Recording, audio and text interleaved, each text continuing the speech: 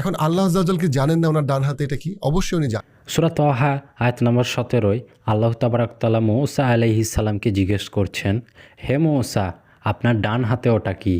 এই একটি আয়াত আমাকে অনেক পরিবর্তন করেছে কোরআনের। এবং আমরা যদি কোরআনের এই আয়াতটাকে বুঝি, ছোট একটা আয়াত, তাহলে আপনাকেও অনেক পরিবর্তন করতে পারে আপনার চিন্তায়, আল্লাহর সাথে আপনার সম্পর্কে। আমরা কত বাস্তবতা দেখি, কিন্তু তার যে অন্তর্নিহিত রূপ তা আমরা কতটুকু বুঝি। একটা আয়াত যদি আমরা জীবনে ইমপ্লিমেন্ট করতে পারি, আমরা আমাদের জীবনে চিন্তায়, চেতনায়, মননে অনেক পরিবর্তন দেখব। আয়াতটা সূরা তাহা 20 নম্বর সূরার 17 নম্বর আয়াত, ছোট্ট আয়াত। ওয়ামা তিলকা বিয়ামিনিকা ইয়া মূসা, সরল অর্থ, আর তোমার ডান হাতে এটা কি ইয়া মূসা। কত ছোট একটা আয়াত, কিন্তু এটার যে ফিলসফিক্যাল এবং স্পিরিচুয়াল ডেপথ, এটার যে বুঝ, আন্ডারস্ট্যান্ডিং, এটা এত গভীর এবং আমাদের জীবনের সাথে এত প্রাসঙ্গিক। আমরা যদি সেটা বুঝতে পারতাম, আসুন চেষ্টা করি। আমরা স্থির হয়ে বসি, আমরা আমাদের অন্য কাজগুলোকে একটু পাশে রেখে একটু আল্লাহর সাথে কানেক্ট হওয়ার জন্য আল্লাহ আমাদেরকে কি বলছেন, এই সূরায় কি শিক্ষা দিচ্ছেন, এই একটা আয়াত দেখি। প্রথমে বলি এটার কনটেক্সটটা কি। মূসা আলাইহিস সালামের সাথে আল্লাহ আজ্জা ওয়াজালের কথা হচ্ছে। কোরআনের অনেক জায়গায় কথোপকথনের কথা আসলেও বিস্তারিতভাবে সূরা তাহার এই অংশে বলা হচ্ছে। এখানে বলে রাখা ভালো, কোরআনের আর কোথাও কোনো মানুষের সাথে আল্লাহ আজ্জা ওয়াজালের এত দীর্ঘ কথোপকথন আমরা পাই না। কোরআনের সবচেয়ে বেশি যার নাম, যে নবীর নাম উচ্চারণ করা হয়েছে, মেনশন করা হয়েছে, মূসা আলাইহিস সালাম। মূসা আলাইহিস সালামের জীবনটা খুবই ইন্টারেস্টিং। উনি যখন মাত্র জন্ম হয়, তখন উনি পৃথিবীর বিচারে, ফেরাউনের বিচারে উনি একজন আসামি। ওনাকে হত্যা করার জন্য ফেরাউন খুঁজতেছে।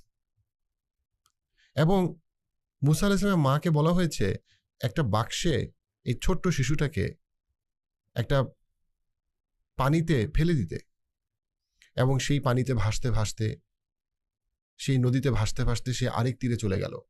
এরকম একটা নদী যার স্রোত এত তীব্র, শিশুটার তো বাঁচার কথা না সাধারণভাবে, কিন্তু আল্লাহর রহমত, যেটা নিশ্চিত বিপদ মায়ের জন্য, সেই বাক্সে ভরে শিশুকে যখন দিয়ে দিল, সেই শিশুটি কিন্তু ঠিকই এমন এক গন্তব্যে পৌঁছালো যেটা তার জন্য নিরাপদ।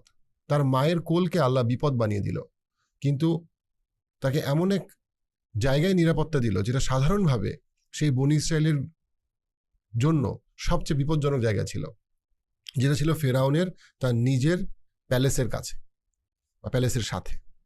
এভাবে মূসা আলাইহিস সালাম যখন বড় হতে থাকলেন, একটা সময় তাকে আবার তার গোত্রের মানুষদেরকে ছেড়ে একটা দূরের এলাকায় তাকে যেতে হলো। সেখানে উনি, তার বিয়ে হলো, উনি প্রাপ্তবয়স্ক হলেন, উনি ওনার দায়িত্ব পালন করলেন। এবং তখন উনি একজন আল্লাহ আজ্জা ওয়াজালের নির্দেশ অনুযায়ী, উনি একজন সাধারণ নবী রাসূল থেকে, একজন সাধারণ মানুষ থেকে উনি নবী রাসূলে পরিণত হওয়ার, রূপান্তরিত হওয়ার যে পদ্ধতি, সেই জায়গাটায় আল্লাহ আজ্জা ওয়াজাল মূসা আলাইহিস সালামকে ট্রেনিং দিচ্ছেন। মূসা আলাইহিস সালামকে উনি ট্রেনিং দিচ্ছেন, শিখাচ্ছেন। এখানে আল্লাহ আজ্জা ওয়াজাল শিক্ষক, মূসা আলাইহিস সালাম হচ্ছে ছাত্র। এখানে আল্লাহ আজ্জা ওয়াজাল মেন্টরিং এবং কাউন্সেলিং করছেন কাকে? মূসা আলাইহিস সালামকে। এবং আল্লাহর যে বরত্ব, আল্লাহর যে নিদর্শন এবং আমাদের মানুষের যে দুর্বলতা, ভালনারেবিলিটি, সেটাকে উনি সুন্দরভাবে দেখাচ্ছেন। এবং সেটা দেখাতে গিয়ে আল্লাহ আজ্জা ওয়াজাল প্রশ্ন করছেন, ইয়া মূসা, তোমার হাতে এটা কি? তোমার ডান হাতে এটা কি? এখন আল্লাহ আজ্জা ওয়াজাল কি জানেন না ওনার ডান হাতে এটা কি? অবশ্যই উনি জানেন, তারপরে উনি প্রশ্ন করছেন। তার মানে কি? উনি আল্লাহ আজ্জা ওয়াজাল এমন একটা কিছু আমাদেরকে মনোযোগ দিয়ে বোঝার চেষ্টা করছেন, যেটা আমরা যা দেখি তার থেকে অনেক বেশি গভীর। মূসা আলাইহিস সালাম হাতে উনি বললেন যে আমার হাতে এটা লাঠি, এই লাঠি দিয়ে আমি ভর দিই, লাঠি দিয়ে আমি আমার পশুর জন্য পাতা বা তাদের জন্য আমি রিজিকের ব্যবস্থা করি, আবার এই পশু আমার রিজিকের, এবং আমি অন্যান্য কাজে ব্যবহার করি। তারপরে আয়াতে আল্লাহ আজ্জা ওয়াজাল বলল, এই লাঠিটাকে তুমি ফেলে দাও। এবং লাঠিটাকে ফেলে দেওয়ার সাথে সাথে লাঠিটা সাপ হয়ে গেল। এবং যখন লাঠিটা সাপে রূপান্তরিত হলো, সেটা ছটফট করতে থাকলো, সুইফটলি মুভ করতে থাকলো সাপটি। তখন মূসা আলাইহিস সালাম যখন ভয় পেয়ে গেল, তখন আল্লাহ আজ্জা ওয়াজাল তাকে বলল, তুমি ভয় পেও না, তুমি এটাকে ধরো। এবং যখন এটাকে ধরলেন, সেটা আবার লাঠি হয়ে গেল। এবং এরকম আরো অনেকগুলা আল্লাহ আজ্জা ওয়াজাল ওনার অলৌকিকতা এবং নিদর্শন মূসা আলাইহিস সালামকে দেখালেন। কিন্তু এই জায়গাটায় আমরা চিন্তা করি না যে আল্লাহ আজ্জা ওয়াজাল আমাদের আসলে কি শিক্ষা দিচ্ছেন। আমরা পৃথিবীর বিভিন্ন জিনিসকে একটা বাইরের রূপ আকারে দেখি। আপনি চিন্তা করেন যে আমরা জীবনে কত কিছুকে আমরা বিপদ মনে করি, বাট তার মধ্যে আমাদের জন্য একটা স্বস্তি লুকিয়ে আছে।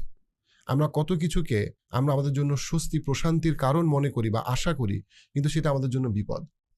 দেখুন, একটা লাঠি, আপনি যদি চিন্তা করেন মুসা আলাইহিস সালাম রাতের বেলা একটা পাহাড়ে একজন মানুষ, মুসা আলাইহিস সালাম শারীরিকভাবে খুব শক্তিশালী মানুষ ছিলেন। ওই লাঠি দিয়ে সে তার নিজের রিজিকের সন্ধান করবে, খাদ্য সংগ্রহ করবে, তার নিজেকে কোনো হিংস্র প্রাণী থেকে রক্ষা করবে। এই লাঠিটা তার জন্য কি? রক্ষা কবচ। কিন্তু আপনি চিন্তা করেন রাতের বেলা ওই পাহাড়ে সবচেয়ে ভয়ঙ্কর জিনিস কি হইতে পারে? সেটা হচ্ছে একটা প্রকাণ্ড একটা সাপ আপনার দিকে তেড়ে আসছে এবং সেই সাপটা নড়াচড়া করতেছে। স্বাভাবিকভাবে সেটা একটা সাধারণ মানুষকে চমকে দিবে, সে ভয় পাবে। অর্থাৎ এই লাঠিটা ছিল তার রক্ষা কবচ, এটাই হয়ে গেল তার বিপদের কারণ। আবার আল্লাহর ইচ্ছায় ওই যেটা সাপ সেটাই হয়ে গেল আবার লাঠি। অর্থাৎ আমরা বাহ্যিকভাবে আমরা যা কিছুকে আমাদের বিপদের কারণ মনে করি তার মধ্যে অনেক ক্ষেত্রে একটা স্বস্তি লুকিয়ে আছে, প্রশান্তি লুকিয়ে আছে। যা কিছুকে আমরা প্রশান্তি মনে করি তার মধ্যে অনেক কিছু বিপদ লুকিয়ে আছে। কত মানুষ তার জীবনে একটা মানুষকে বিয়ে করে এবং বিয়ে করার সময় সে মনে করে এত ভালো পাত্র বা এত ভালো পাত্রী, এত ভালো বংশ, এত সুন্দরী অথবা এত সুন্দর, এবং সে মনে করে এই বিয়েটা হইলে তার জীবনে আর কোনো কষ্ট থাকবে না। তার পছন্দের মানুষকে সে বিয়ে করছে এবং বিয়ের পরে সেটা একসময় মামলাতে যায়, ডিভোর্সে যায়, এবং তারপর একটা সময় মনে হয় এই বিয়ের থেকে তার জীবনের সবচেয়ে বড় অশান্তি আর কিছু নাই। যেই মেয়েটাকে বা যেই ছেলেটাকে বিয়ে করার জন্য সে 5 বছর 10 বছর আকুতি মিনতি কষ্ট পরিশ্রম সবকিছু করলো, সে মনে করলে এই বিয়ে করলে তার জীবনে আর কোনো সমস্যা নাই, এই বিয়েটা হচ্ছে তার রক্ষা কবচ, এই বিয়েটা হচ্ছে তার লাঠি। কিন্তু বিয়ের পরে সে বুঝতে পারলো এই সংসার জীবন ছাড়া তার জীবনে আর কোনো সমস্যা নাই।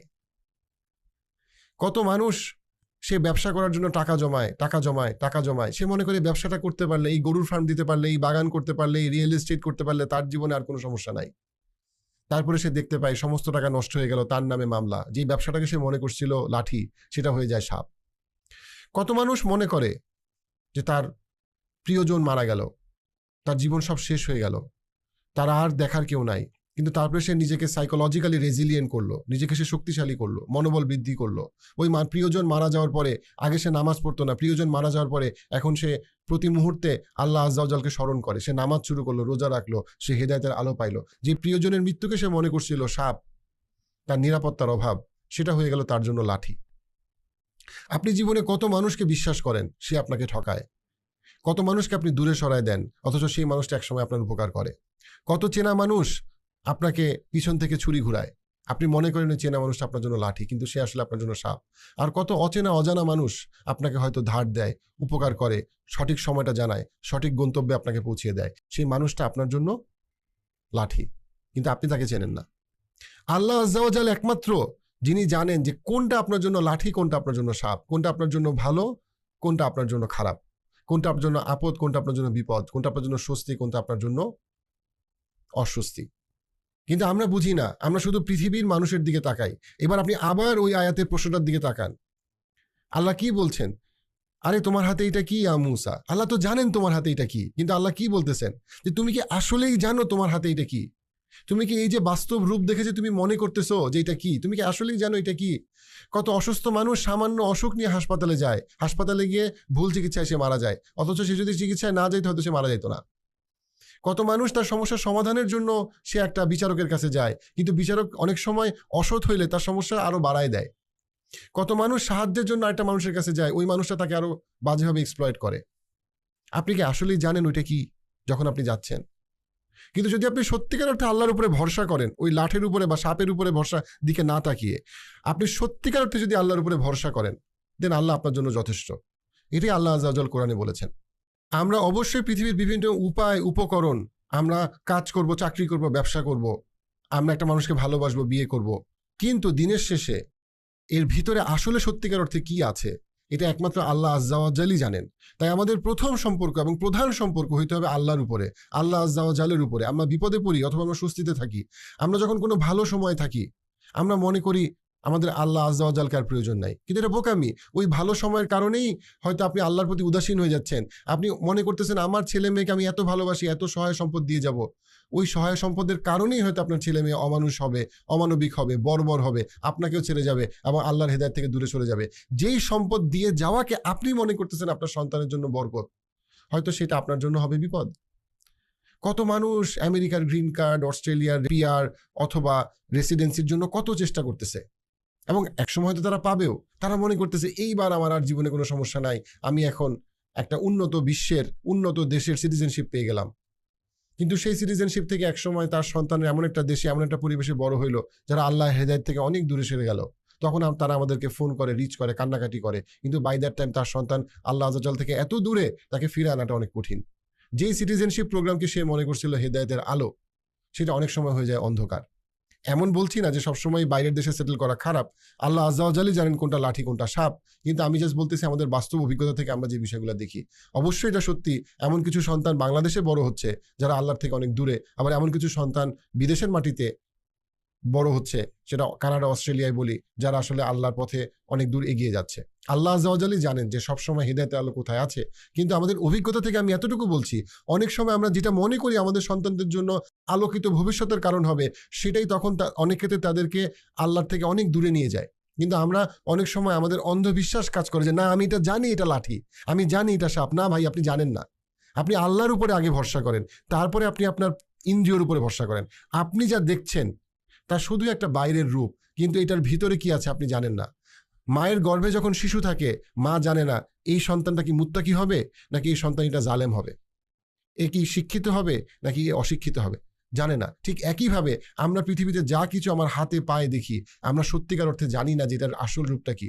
কিন্তু আমরা যদি নিজেদেরকে স্থির করি এবং আমরা যদি চিন্তা করি যে আল্লাহ আযজা ওয়া জাল্লা আমাকে বলেছেন যে তুমি যদি আল্লাহর উপরে সত্যিকার অর্থে ভরসা করো, তোমার পৃথিবীর আশেপাশে যা কিছু হচ্ছে তার বাইরে তোমার যদি আল্লাহর সাথে সরাসরি একটা সম্পর্ক থাকে, তোমার হারানোর কিছু নাই। কারণ তুমি যদি সত্যিকার অর্থে আল্লাহর উপরে ভরসা করো, আল্লাহ তোমার জন্য যথেষ্ট।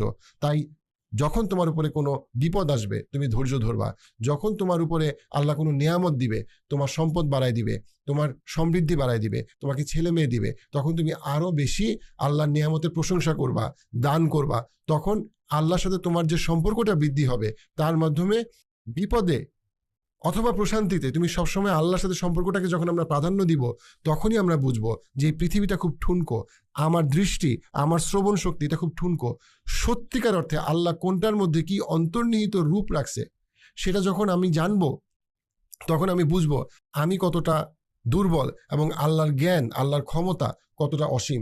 আল্লাহর উপরে যদি আমরা ভরসা করি, তখন আমাদের হঠাৎ করে রেগে যাওয়া, অনেক বেশি অশান্তিতে পড়া, সামান্য বিপদ হলে বা চাকরি চলে গেলে খুব বেশি দুঃখ পাওয়া, আর একটা প্রমোশন হলে মনে করা আমার থেকে বড় আর কেউ আছে, এই যে অস্থিরতা, এই যে খুব ছোট একটা কিছুতে অনেক বেশি উৎসাহ অথবা রাগ, এই জায়গা থেকে আমরা সরে গিয়ে আমরা স্থির হব। মুমিনের অন্তর স্থির হওয়ার কথা এই বিশ্বাসে যে আল্লাহর পারমিশন ছাড়া কোনো ভালো বা খারাপ আমাকে স্পর্শ করবে না।